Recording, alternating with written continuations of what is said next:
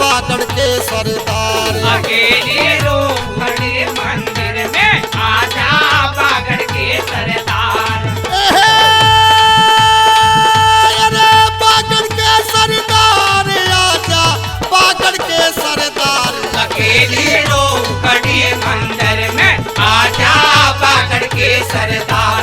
अकेले रो खड़े मंदिर में आजा बागड़ के सरदार।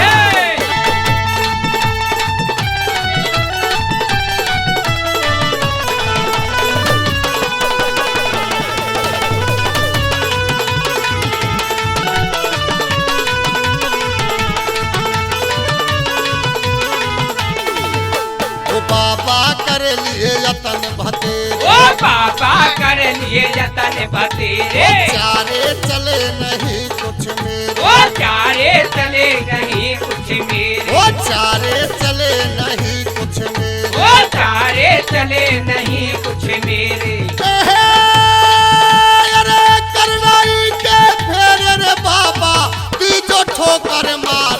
अकेली रो खड़ी मंदिर में आजा बागड़ के सरदार। अकेली रो खड़ी मंदिर में आजा बागड़ के सरदार।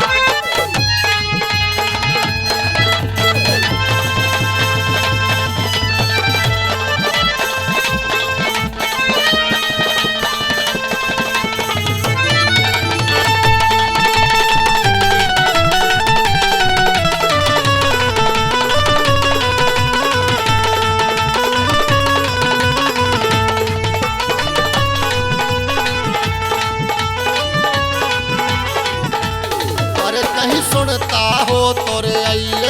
अरे कहीं सुनता हो तो आइए। मुझ दुखिया की धीर बंधाइए। ओ मुझे दुखिया की धीर बंधाइए। ओ मुझ दुखिया की धीर बंधाइए। ओ मुझे दुखिया की धीर बंधाइए। अरे या भक्तों को दरस दिखाइए हो रही जय जयकार। अकेली रो बड़ी मंदिर में आजा बागड़ के सरदार। अकेली रो खड़ी मंदिर में आजा बागड़ के सरदार।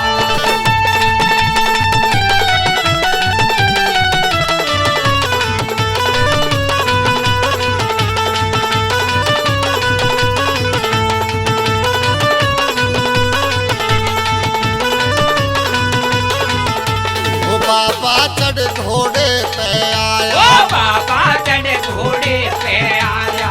आ भक्तों का कष्ट मिटाया। ओ आ भक्तों का कष्ट मिटाया। ओ आ भक्तों का कष्ट मिटाया। ओ आ भक्तों का कष्ट मिटाया। अरे भारे मन का भरम मिटाया वो नागवंशी अवतार। अकेली रो खड़ी मंदिर में आजा बागड़ के सरदार। अकेली रो खड़ी मंदिर में आजा बागड़ के सरदार।